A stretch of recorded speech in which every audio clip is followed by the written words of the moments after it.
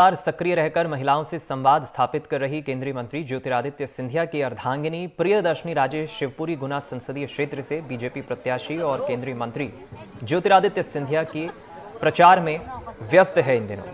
आपको बता दें, ज्योतिरादित्य सिंधिया जो शिवपुरी से चुनाव लड़ रहे हैं और उनकी पत्नी खुद प्रचार में लगी। इसी कड़ी में पिछोर के काली पहाड़ी इलाके में मौजूद एक गांव में प्रियदर्शनी राजे सिंधिया पहुंची, जहां उन्होंने एक घर में पहुंचकर बाकायदा चूल्हे पर रोटियां बनाई।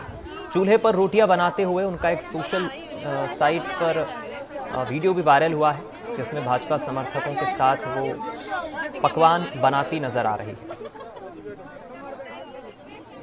तो देखिए आप, प्रियदर्शनी राजे सिंधिया जो महिलाओं के साथ बैठकर पकवान बनाती नजर आ रही है और अपने पति के लिए, ज्योतिरादित्य सिंधिया के लिए वोट भी मांग रही है।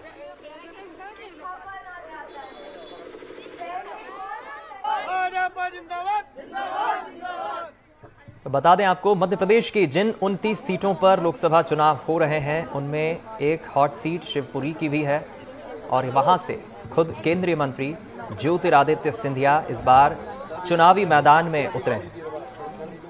और सबसे खास बात यह है, चूंकि बीजेपी को पूरी उम्मीद है कि गुना से आने वाले ज्योतिरादित्य सिंधिया ग्वालियर चंबल में अपनी अच्छी पकड़ रखते हैं और शिवपुरी से चूंकि अब ज्योतिरादित्य सिंधिया चुनाव लड़ रहे हैं, ऐसे में काफ़ी दिलचस्प मुकाबला यहां देखने को मिलेगा। हालांकि केंद्रीय मंत्री हैं ज्योतिरादित्य सिंधिया और पूरी दमखम के साथ चुनावी मैदान में वो उतरे हैं। ज्योतिरादित्य सिंधिया का भी इन दिनों अलग अलग अंदाज देखने को मिल रहा है, जब वो आम लोगों के बीच, मतदाताओं के बीच, अपने कार्यकर्ताओं के बीच पहुंचते हैं और वोट की अपील करते हैं। और सबसे खास बात ये भी है कि ज्योतिरादित्य सिंधिया का अलग अंदाज इन दिनों देखने को मिल रहा है। हालांकि ये कोई पहली मर्तबा नहीं है।